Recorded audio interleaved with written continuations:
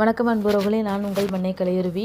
தமிழக வெற்றிக் கழகம் ஆட்சி அமைச்சதிலிருந்தே அவங்க மேலே பலவிதமான அலிகேஷன்ஸ் வருது. என்ன அப்படின்னு பார்த்தீங்கன்னா, ஒன்று, நம்ம எல்லாம் எலெக்ஷனில் பிஸியாக இருந்த டைமில் அவங்களோட கட்சியை சேர்ந்த ஒரு பிரமுகர் வந்துட்டு ஒரு குழந்தைகிட்ட தப்பாக நடந்துக்கிட்டாரு.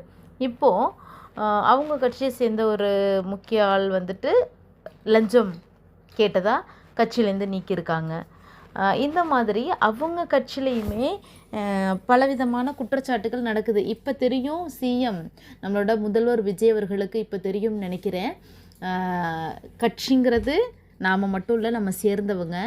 நாம் என்ன வேணாலும் பேசிடலாம். நாங்கள் கையூட்டு வாங்க மாட்டோம், நாங்கள் ஊழல் ஒழிப்போம், நாங்கள் குற்ற தண்டனைகளை குறைப்போம் அப்படின்னு நாம் சொல்லலாம். நம்ம கூட இருக்கவங்க எப்படிங்கிறத நாம் முடிவு பண்ண முடியாது. இப்படி தாங்க மற்ற கட்சிகள்லையும் இருக்கும். ஒருவேளை கட்சியின் மேலிடம் சிறப்பாக இருந்தால் கூட சுற்றி உள்ளவங்க என்ன மனநிலையில் இருக்கிறாங்கங்கிறத அந்த கட்சியின் தலைமை முடிவு பண்ண முடியாது இல்லையா? இப்போ தெரியும் அவங்கெல்லாம் என்ன மனநிலையில் இருந்துட்டு வந்திருப்பாங்க அப்படிங்கிறது உங்களுக்கு இப்போ தெரியும்னு நினைக்கிறேன்.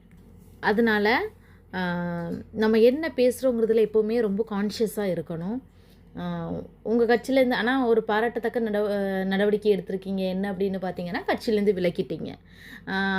நிறைய இடங்களில் சில விஷயங்கள் நடக்குது. கேட்டால் நாங்கள் டிவிக்கே சேர்ந்தவங்க, உங்கள் பாதுகாப்புக்காக வர்றோம் அப்படின்னு இப்போ சொல்லி ஒரு என்கேஜ்டு கப்பில் ஃபாலோ பண்ண ஒரு ஸ்ட்ரேஞ்சர்கிட்ட கேட்கும்போது, நான் டிவிகேலேருந்து வர்ற பர்சன், நான் உங்கள் பாதுகாப்புக்கு வரேன் அப்படின்னு சொல்லி அந்த பையன் சொல்கிறாப்புல.